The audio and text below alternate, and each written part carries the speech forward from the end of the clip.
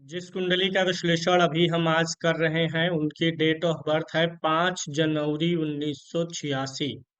1:05 का जन्म है इनका और दिल्ली का इनका जन्म बनता है।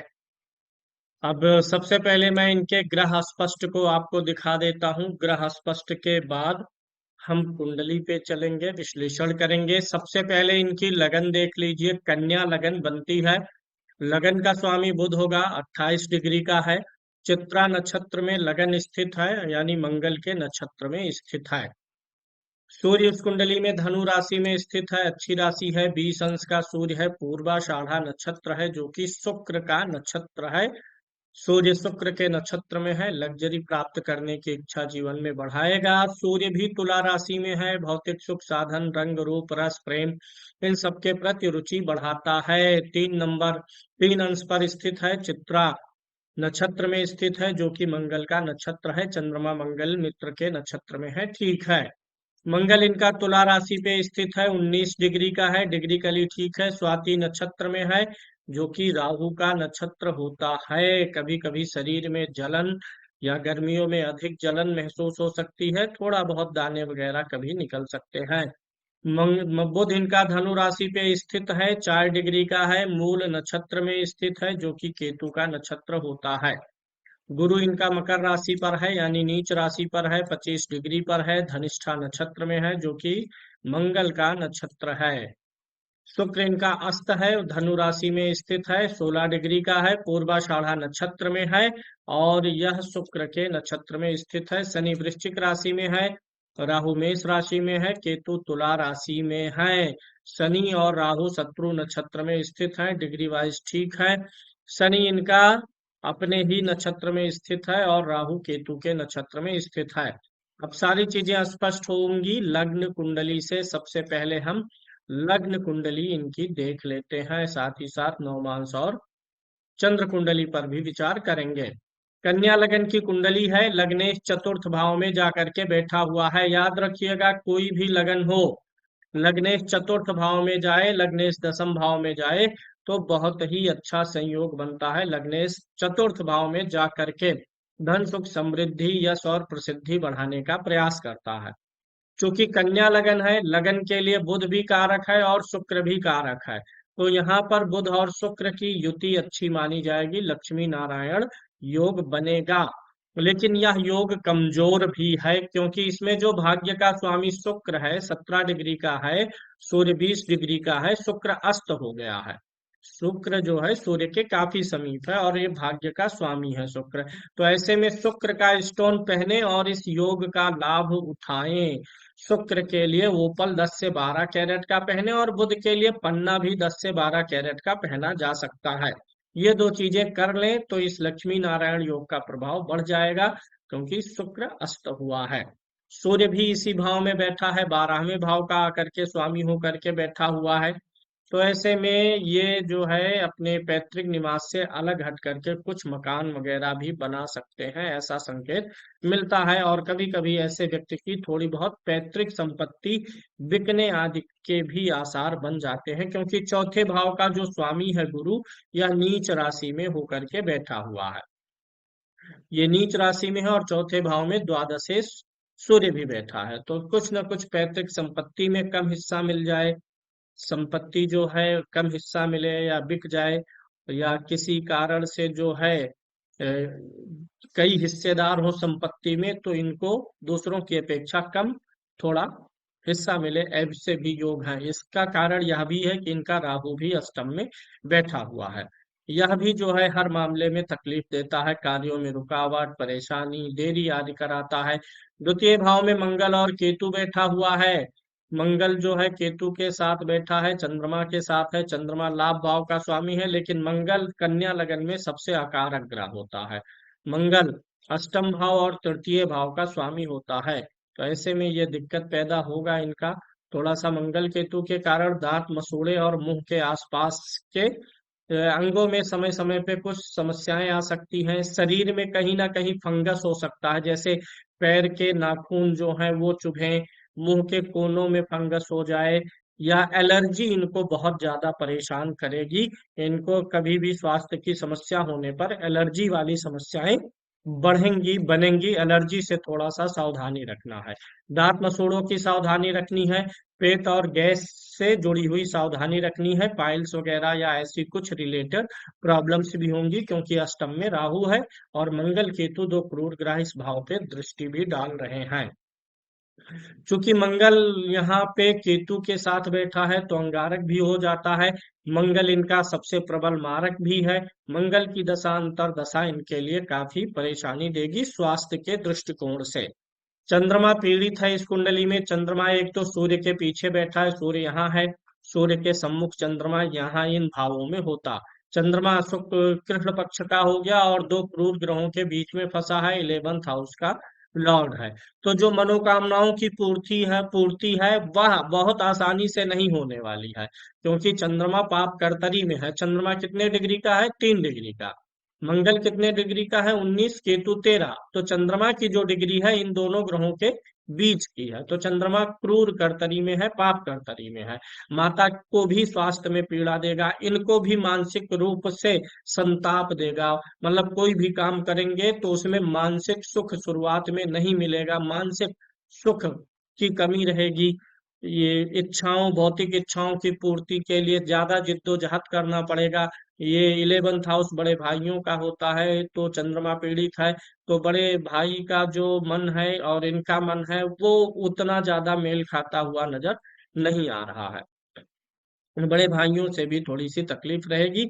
वैसे चंद्रमा बड़े भाई स्थान का स्वामी होकर इनके धन भाव में बैठा है। इनके बड़े भाई वगैरह इनके धन का लाभ उठा सकेंगे, ये भले ना उनका सुख पाए। अब यहाँ पर हम बात कर लेते हैं ये एक एक भाव वाइज। लगन तो ठीक हो गया, शुक्र चंद्रमा ठीक हो गए। द्वितीय भाव थोड़ा सा भाव बिगड़ा हुआ है, भावेश ठीक है, शुक्र ठीक है। भाव में ये जो दो क्रूर ग्रह बैठे हुए हैं ये धन संचय करने में दिक्कत करेंगे। दांत मसूड़ों से संबंधित समस्या, मानसिक बीमारी, परेशानी, भविष्य में बीपी आदि की समस्याएं भी रहेंगी। तृतीय भाव में शनि बैठा है, अटूट परिश्रम करवाएगा। चूंकि शनि शत्रु राशि में है तो इसलिए इनके परिश्रम का फायदा इनके विरोधियों को भी मिल जाएगा। यानी ये किसी के अगर साथ में काम करते हैं तो उसका फायदा वो लोग ज्यादा पा जाएंगे जो इनके साथ जुड़े हुए हैं। तो इस बात का भी ख्याल रखना, क्योंकि चलित कुंडली में क्या है कि ये शनि भी दूसरे भाव में जा रहा है। दूसरे भाव में जा रहा है जहां पे वो उच्च का हो रहा है। तो अप्रत्यक्ष रूप से शनि धन वृद्धि का नियम लागू करेंगे। नवमांश कुंडली में भी देखिए शनि उच्च राशि में होकर के बैठे हुए हैं। चलित कुंडली में चंद्रमा और केतु लगन में आ जा रहे हैं। तो ये जो मंगल और केतु चंद्रमा की युति है ये परमानेंट असर नहीं देगी। एक चीज समझ लीजिए, एक विशेष बात यह होती है जन्म कुंडली में अगर कोई दुर्योग बना हुआ है, जैसे इस कुंडली में मंगल केतु और चंद्रमा तीन क्रूर ग्रह एक साथ हैं। मंगल और केतु का बुरा प्रभाव धन भाव पे पड़ रहा है। तो क्या यह योग इनको जीवन भर ऐसा ही फल देगा कि ये परमानेंट नहीं है, घटता बढ़ता रहेगा? इस चीज को जानने के लिए आपको ये जो बुरा योग बन रहा है कुंडली में उसे चलित कुंडली में देखना होता है। मंगल केतु जो कि लग्न कुंडली में एक साथ दिखाई दे रहे हैं, लेकिन चलित कुंडली में केतु जो है लगन में आ जाता है, इसलिए यह दोष जीवन में परमानेंट नहीं रहेगा। कोई भी दोष कुंडली में अगर लग्न कुंडली और चलित कुंडली दोनों में यथावत रहेगा तो वह दोष जीवन में ज्यादा बुरा प्रभाव देगा, और उस दोष का उपाय जब आप करेंगे तो वह सिर्फ आपको कुछ हद तक राहत देगा, दोष का प्रभाव खत्म नहीं कर पाएगा। तो यहाँ पे मंगल केतु चलित में धन की प्रॉमिस नजर आ रही है। यहाँ का मैंने बता ही दिया। गुरु का देखते हैं, थोड़ा सा नीच भंग हो रहा है। नहीं, वैसे पंचम भाव में कमजोर गुरु अच्छा होता है। पंचम भाव में गुरु जितना बलवान हो जाता है संतान के लिए उतना ही बुरा हो जाता है। शनि यहाँ पर 12 डिग्री का बैठा है, गुरु 25 डिग्री का बैठा है, तो शनि की तृतीय दृष्टि से गुरु का नीच भंग नहीं हो पा रहा है। अब हम देख लेते हैं गुरु जिस राशि में उच्च का होता है उसका स्वामी केंद्र या त्रिकोण में हो। तो गुरु किस राशि में उच्च का होता है? कर्क राशि में का स्वामी चंद्रमा है, वह केंद्र और त्रिकोण में नहीं है। इस राशि में जहां गुरु बैठा उसका स्वामी केंद्र त्रिकोण में हो, शनि नहीं, केंद्र त्रिकोण में नहीं है। गुरु के साथ कोई उच्च का ग्रह हो, नहीं है। गुरु नवमांश में उच्च का हो तो गुरु नवमांश में उच्च का नहीं है। गुरु वक्री हो तो गुरु वक्री भी नहीं है, यानी गुरु इनको नीच का प्रभाव दे रहा है। गुरु के उपाय इनको करने पड़ेंगे, क्योंकि धन की वृद्धि के लिए जिम्मेदार गुरु ही होता है, इसको सही करना पड़ेगा। गुरु की दृष्टियां अच्छी हैं, भाग्य भाव पे पड़ेगा, लाभ भाव पे पड़ेगा और लगन पे पड़ेगा, जो गुरु की दृष्टि अच्छी है। वहीं मंगल और केतु की दृष्टियां ठीक नहीं है। मंगल और केतु की अष्टम पर दृष्टि पेट, डाइजेशन, अपच, पाइल्स, गैस आदि की समस्याएं देता रहेगा। मंगल की चौथी दृष्टि पंचम भाव पे पड़ रही है, जहां इसकी उच्च राशि है, गुरु बैठा है, तो मंगल की चौथी दृष्टि ठीक है। मंगल की अष्टम दृष्टि भाग्य भाव पे पड़ेगी, और मंगल चूंकि अष्टमेश है और तृतीयेश है, तो ये थोड़ा सा भाग्य में अवरोध उत्पन्न करेगा। शनि की तीसरी दृष्टि इस भाव पर ठीक है, संतान को अच्छा करेगा, और शनि की भाग्य भाव पर दृष्टि भी अच्छी है। भाग्य भाव में मित्र के घर को देख रहा है, इसलिए भाग्य को बढ़ाएगा। वहीं शनि की 10वीं दृष्टि पड़ती है द्वादश भाव पर, यानी पैरों में तकलीफ देगी। पैर में यह शनि की द्वादश भाव पर दृष्टि तकलीफ देने वाली। कभी कभी इनको लगेगा कि इनका हार्ट बहुत अमूमन नहीं होगा, कभी कभी साल में एक आध बार, कि हार्ट इनका बहुत तेजी से धड़क रहा है, बिगड़ रहा है, इनको लगेगा कि कहीं कोई हार्ट की बीमारी तो नहीं हो रही है। अब आ जाते हैं इनके गोचर पे। चंद्रमा इनका तुला राशि है, अभी शनि की कोई साढ़े साथी नहीं है, शनि कुंभ राशि में प्रवेश कर गया है। शनि इनको कुंभ पे अच्छा प्रभाव देगा। मेष राशि इनके लिए अच्छी राशि नहीं है। मेष राशि पे अभी गुरु और राहु का गोचर चल रहा है, जो इनकी लग्न कुंडली से अष्टम भाव में पड़ता है। तो अक्टूबर में जब राहु हटेगा, तो उसके बाद इनके लाभ के योग बनेंगे। अक्टूबर तक कोई बड़ा आर्थिक रिस्क लेने की जरूरत नहीं है। नवमास कुंडली के लगन में शुक्र नीच राशि में बैठा हुआ है, और लग्नेश बुध जो है शुक्र से स्थान परिवर्तन में है, अच्छा योग बन गया। ये नीच का शुक्र बुरा प्रभाव देता लगन में, लेकिन चूंकि इसने बुध के साथ स्थान परिवर्तन कर लिया, तो ये शुक्र का नीचत्व खत्म हो गया। सूर्य, शुक्र और शनि की युति द्वितीय भाव में है, तो जैसा इनका धन का योग है, वैसा ही इनके पत्नी का भी है, जीवन साथी का है। ठीक है, नवमास कुंडली गड़बड़ नहीं है। अभी बात करते हैं, इनके कुछ प्रश्न हैं, उनके उत्तर देने के लिए हम विचार करते हैं। सबसे पहले विचार कर लेते हैं कि इस कुंडली में राहु और केतु के एक ही तरफ सारे ग्रह हैं। 5 घर लगातार खाली होते हैं तो काल सर्प दोष बन जाता है, तो यहाँ पर 5 घर लगातार खाली हैं। तो 5 घर लगातार राहु केतु के एक तरफ खाली है, काम में रुकावट, विघ्न, बाधा, देरी। काल सर्प की शांति करवाना है, राहु के 80,000, केतु का 70,000, नाग गायत्री और सर्प सूक्ति का पाठ करवा के हवन करवाएंगे, तो इस कुंडली का पोटेंशियल बाहर आएगा। मेन असर जो है धन और स्वास्थ्य पे इस काल सर्प का है, उससे इनको राहत मिलेगी। इन्होंने शेयर मार्केट का कोर्स किया हुआ है और शेयर मार्केट में इन्वेस्ट करना चाहते हैं, इसके लिए इनको क्या सुझाव दिया जाए? शेयर मार्केट का सवाल जहां तक है, उसके लिए आपकी कन्या लगन है, बुध की लगन है। लगन तो आपकी प्रॉमिस करती है कि आप शेयर मार्केट का काम करें। लग्नेश थर्ड हाउस में गुरु की राशि में है, यहाँ से भी प्रॉमिसिंग बनती है। यानी हमें शेयर मार्केट के लिए लगन को देखना है, पंचम भाव को देखना है और बुध को देखना है। तो लग्न और बुध तो सही हो गए।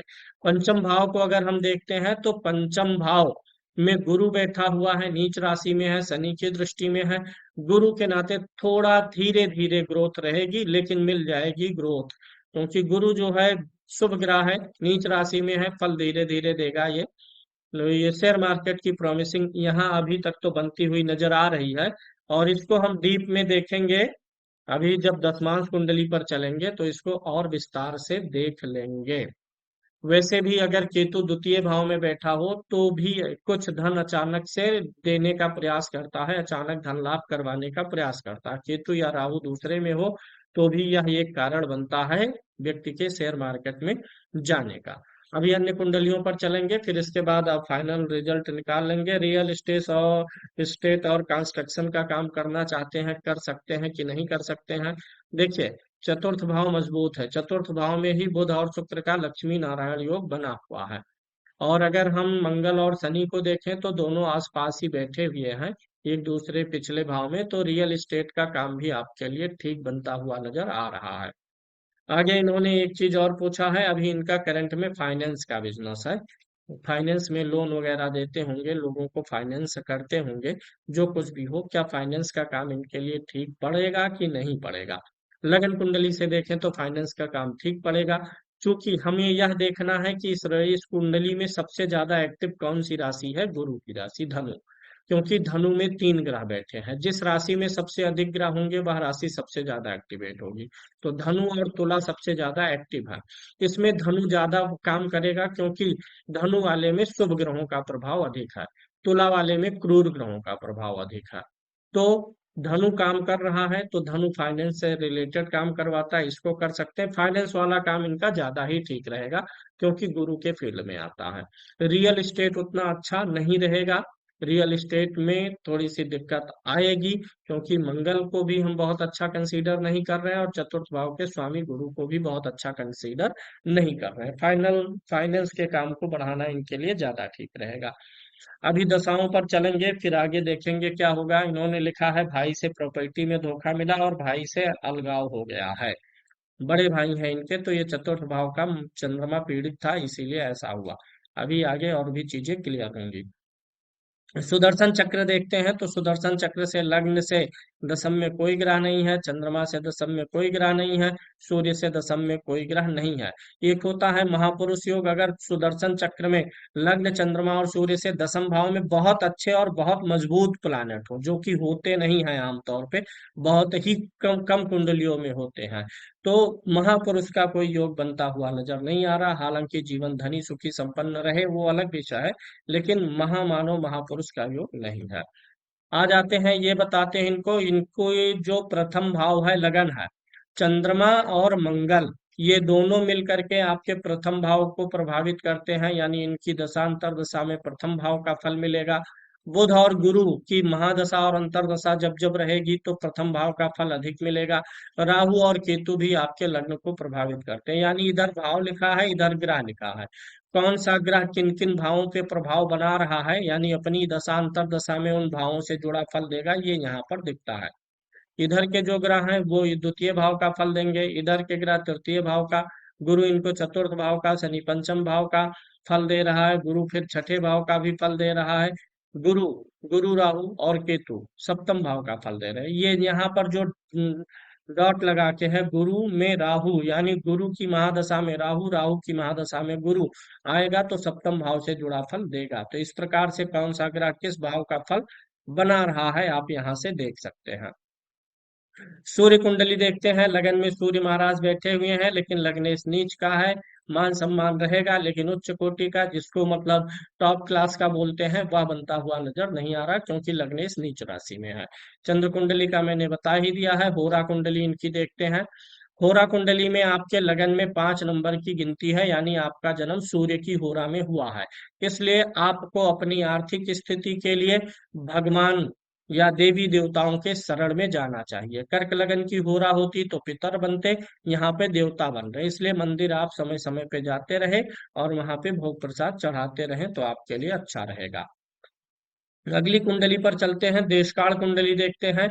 लगन में कोई भी ग्रह नहीं है, लगन ठीक है, लग्नेश 12वें भाव में गया हुआ है और जो तृतीय भाव है उसका स्वामी चंद्रमा होता है वो गया हुआ है छठे भाव में, जो यह इंडिकेशन दे रहा है कि आपको शारीरिक श्रम कम है, आपके जीवन में थोड़ा सा शारीरिक श्रम बढ़ाने की जरूरत है। चतुर्थांश कुंडली से भाग्य देखते हैं। लगन देखिए बहुत अच्छा है, लगन में सूर्य और शुक्र बैठे हुए हैं, लग्नेश बुध देख रहा है, तो यहाँ से ये भाग्य की वृद्धि करेगा। भाग्य भाव में शनि बैठा हुआ है तो ये भी भाग्य की वृद्धि कर रहा है, यानी कुंडली में जो ये चतुर्थांश है वर्ग कुंडली, ये गोपनीय भाग्य होता है। तो आपका जो गोपनीय भाग्य है, बैक डोर से आपका भाग्य आपके लिए बैकअप करता रहेगा। अगली कुंडली पंचमांश देखते हैं, जहां से सामाजिक ज्ञान अनुभव को देखा जाता है। लगन में ही गुरु बैठा हुआ है, सामाजिक ज्ञान अनुभव बहुत अच्छा है। गुरु से केंद्र में शनि पड़ जाए तो और भी अच्छा है। लग्नेश बुध भी मित्र की राशि में है, समाज के साथ डीलिंग और व्यवहार की कला आप जानते हैं। षष्ठांश कुंडली से रोग ऋण देखेंगे, लगन अगर मजबूत हो जाए तो ठीक है। यहाँ पे षष्ठांश कुंडली मजबूत है, जबकि आपकी लगन कुंडली में सेहत के लिए कमजोर चीजें हैं। द्वितीय भाव और अष्टम भाव देखिए क्रूराक्रांत है, क्रूर ग्रह बैठे हुए हैं, तो लगन कुंडली में जो स्वास्थ्य के खराबी का योग बनता है वह षष्ठांश कुंडली में गुरु थोड़ा सा मैनेज कर रहा है लगन में स्वाग्रही होकर के। तो इसलिए लगन कुंडली के दोषों का निवारण करिए, षष्ठांश कुंडली सपोर्ट कर रही है, कोई बहुत ज्यादा बड़ी विकट परेशानी स्वास्थ्य को लेकर के या शत्रुओं को लेकर के नहीं आएगी। सप्तमांश कुंडली से संतान का विचार होता है। सप्तमांश कुंडली कन्या लगन की बनती है। लग्नेश बुध होता है जो कि पंचम भाव में मित्र के घर में बैठा हुआ है। बृहस्पति भी यहाँ स्वराशि का है। सप्तमांश कुंडली से संतान में कोई दिक्कत नहीं है। हालांकि पुत्र संतान का थोड़ा सा उससे सपोर्ट में कमी रहेगी, क्योंकि लगन के पंचम में बृहस्पति नीच का है। पुत्र संतान का कुछ न कुछ तनाव, टेंशन, इशू बनेगा। अष्टमांश कुंडली देखते हैं तो अष्टमांश कुंडली के लगन में ही दीर्घकालिक ग्रह शनि बैठा है। लंबे गोचर वाला ग्रह लगन में हो अष्टमांश में तो आयु लंबी करता है, वहीं अष्टम में भी लंबे गोचर वाला ग्रह गुरु भी है, तो ये दोनों मिलके आयु को बढ़ाएंगे। अब आगे देख लीजिए, अगली कुंडली पे आपके चलते हैं। सप्तमांश को आगे बढ़ाएंगे तो हमारे पास 10 मांस पड़ेगा। 9 मांस आपका ठीक है। 9 मांस के लगन में शुभ ग्रह बैठा हुआ है।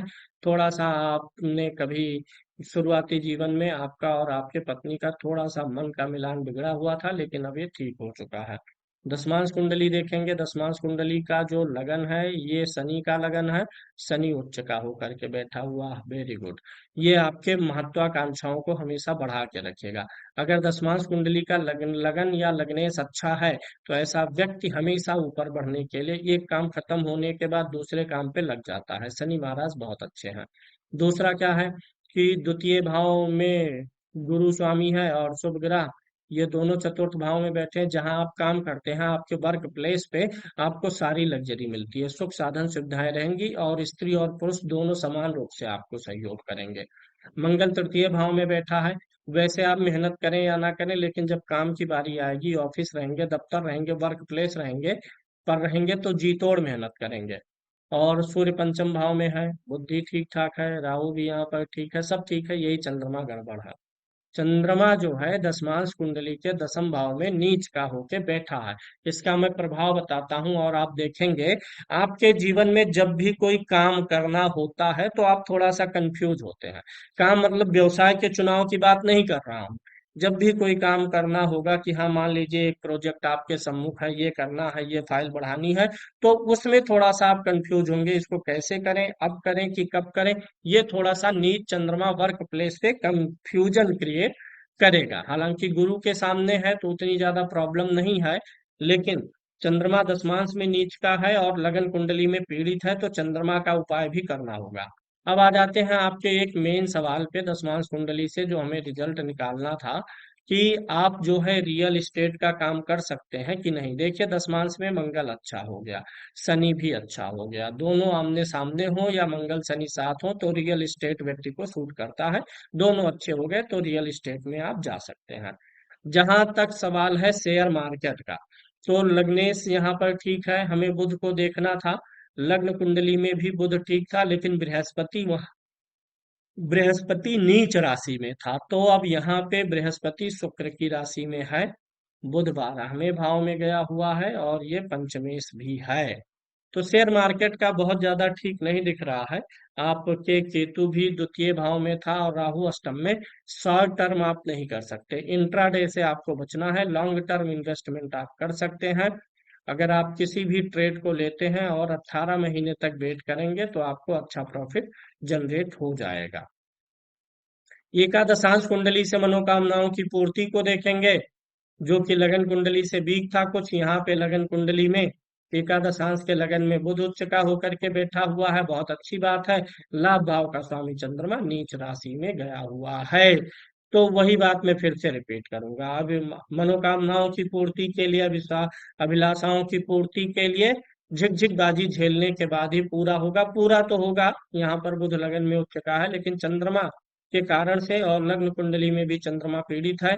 किसी भी लक्ष्य को हासिल करने में, सुख साधन सुविधाएं बनाने में थोड़ा सा आवश्यकता से अधिक जद्दोजहद करनी पड़ेगी। द्वादशांश कुंडली से पिता का सुख देखते हैं। लगन में ही सूर्य स्वाग्रही है हो करके बैठा हुआ, बहुत अच्छा है। चंद्रमा नीच का है, माता के स्वास्थ्य को पीड़ित होने की तरफ इंडिकेशन दे रहा है।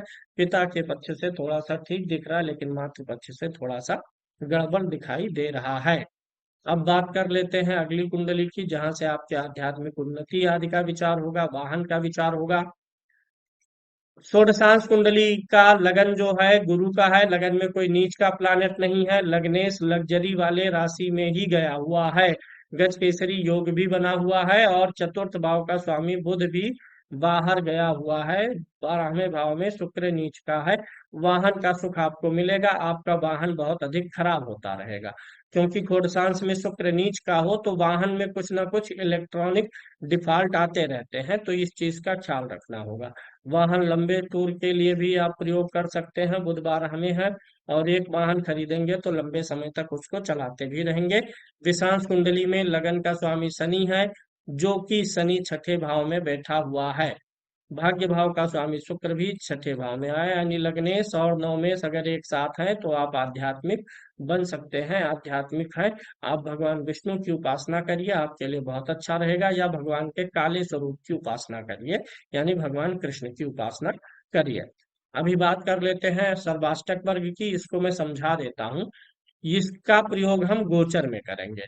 जिस राशि पे 0 से 3 पॉइंट है उस राशि पे ग्रह का गोचर अशुभ है। 4 पॉइंट है तो उस राशि पर ग्रह का गोचर अभ्रज है। जैसे जैसे पॉइंट्स बढ़ेंगे, 5, 6, 7, 8 होंगे, पॉइंट्स अच्छे हो जाएंगे, उस राशि पर ग्रह का गोचर भी अच्छा हो जाएगा। जैसे इधर राशियां लिखी हैं, इधर ग्रह लिखे हैं, तो शनि को मेष राशि में कितने पॉइंट मिले हैं? 1। यानी जब भी इनका शनि मेष राशि पर गोचर जब भी करेगा तो इनको अच्छा फल नहीं देगा। तो इनको ध्यान रखना है, कब कब शनि मेष राशि पे गोचर करता है, करेगा, उस समय शनि का उपाय कर दे। वृषभ राशि पे शनि का गोचर खराब, मतलब एक से तो अच्छा ही है, एक सबसे ज्यादा खराब है, फिर उसके बाद 2, 3 उत्तरोत्तर ऐसे होता जाता है। तो शनि का वृषभ मिथुन में फल बहुत अच्छा नहीं रहेगा, कर्क में अभ्रज रहेगा, सिंह पे खराब रहेगा, कन्या राशि पर जब भी शनि रहेगा अच्छा फल देगा, धनु राशि पर शनि इनको अच्छा फल देगा, मीन पे सामान्य देगा, कुंभ पे बहुत खराब नहीं है, खराब है। इसी प्रकार से किसी भी ग्रह का देख सकते हैं। गुरु को देखिए, मेष राशि में 6 पॉइंट मिले हैं, यानी जब भी गुरु मेष राशि में गोचर करेगा तो आपका अच्छा फल देगा। वृषभ में अभ्रस देगा, मिथुन में खराब, कर्क में अभ्रस, सिंह में अच्छा फल देगा। कौन सा ग्रह किस राशि पर अच्छा फल देगा देख सकते हैं। जैसे यहाँ पे 1 पॉइंट मिला है, किस राशि में? मकर राशि में। किस ग्रह को? मंगल को। यानी जब भी मंगल गोचर में उच्च राशि में जाएगा तो वो आपको अच्छा फल नहीं देगा। वहीं यहाँ पर देखिए 6 पॉइंट मिले हैं, किस राशि में? कुंभ राशि में मिला है, किस ग्रह को? चंद्रमा को। यानी जिस दिन चंद्रमा कुंभ राशि पर रहेगा वह दिन आपके लिए अच्छा रहेगा। यहाँ मीन में 5 मिला है, जिस दिन चंद्रमा मीन राशि पर रहेगा आपके लिए दिन अच्छा रहेगा। जब भी चंद्रमा मकर राशि में गोचर करेगा तो वो दिन नए बिजनेस डीलिंग के लिए अवॉइड करिएगा। 3 यहाँ पर है, इन दोनों राशियों में भी ठीक नहीं है। तुला राशि में जिस दिन चंद्रमा रहेगा वह दिन आपके लिए अच्छा रहेगा।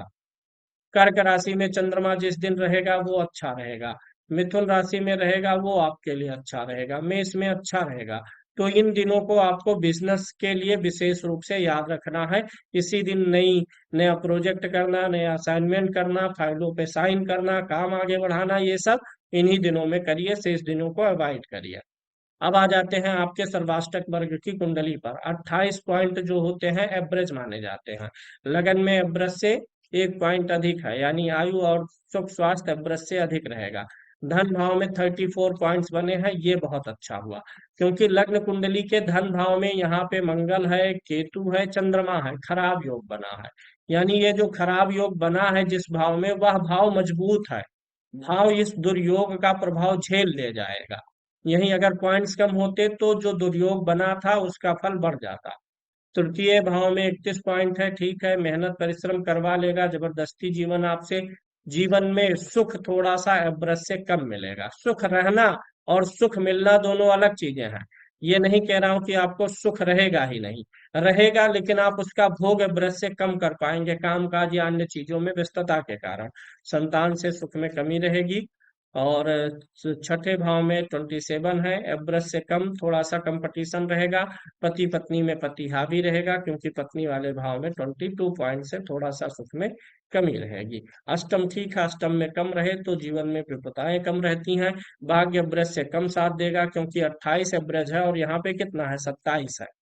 कर्म भी आप एवरेज का ही करते हैं, लेकिन लाभ अधिक निकाल ले जाएंगे, 32 पॉइंट है। क्या आपके जीवन में कोई आर्थिक परेशानी कभी आ सकती है? यह देखने के लिए धन भाव का पॉइंट देखिए, बे भाव से एक कम है। लाभ भाव का पॉइंट 32 है, लेकिन आपके जीवन में आर्थिक परेशानी नहीं आएगी। जिस भाव में 30 या उससे अधिक पॉइंट है वो भाव अच्छा हो गया। लेकिन धन भाव का पॉइंट 34 है, व्यय में 35 है। कर्ज आपको रहेगा, व्यवसायिक कर्ज वगैरह की स्थिति आपके जीवन में बन सकती है। अभी आपकी दशाओं का भी छोटा सा अवलोकन कर लेते हैं।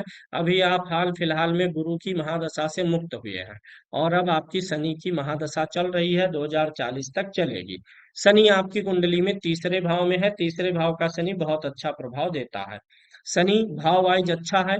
मैं कैलकुलेट करके ही बता दे रहा हूँ पूरा, जो जो पैरामीटर है। शनि जिस भाव में है वो पॉजिटिव है। शनि जिस राशि में है वो निगेटिव है। शनि के ऊपर किसी ग्रह की दृष्टि नहीं पड़ रही है, इसलिए उसका कैलकुलेशन नहीं करेंगे। नवमांश कुंडली देखेंगे। नवमांश कुंडली में शनि उच्च का हुआ है, पॉजिटिव है। इसके साथ साथ शनि का नक्षत्र देखेंगे, तो शनि महाराज आपकी कुंडली में वृश्चिक राशि में है, अनुराधा नक्षत्र में है। और यह चंद्रमा का नक्षत्र होता है। कुंडली में चंद्रमा लाभ भाव का स्वामी है, तो लाभ भाव के स्वामी के नक्षत्र में है, इसलिए ये भी अच्छा है। तो कुल मिलाकर के शनि के पॉजिटिव पॉइंट्स अधिक है। शनि की दशा में धन लाभ आपका बढ़ेगा। हालांकि शत्रुओं से सावधान रहिएगा। मंगल की राशि में बैठा है, तीसरा भाव भी भाइयों का है, मंगल की राशि भी भाइयों को रिप्रेजेंट करती है। तो भाइयों से और आपके जो पड़ोसी हैं उनसे आपको सतर्कता बरतनी चाहिए। अब यहाँ पे शनि की दशा में, शनि की महादशा में शनि का अंतर चल रहा है। जब तक ये चलेगा तब तक आपको थोड़ी सी तकलीफ होती रहेगी। लेकिन जब शनि में बुध आएगा, ये वाला पीरियड 24 से 27 बहुत अच्छा जाएगा। फिर शनि में केतु आएगा 27 से 28। इस पीरियड में आपको स्वास्थ्य और बीमारियों की शंकाएं बनेंगी। फिर शनि में शुक्र आएगा 28 से 31 तक। इस दशा में भी ग्रोथ आपको मिलेगी। सूर्य आएगा, इस दशा में भी आपको विदेश वगैरह आगमन हो सकता है।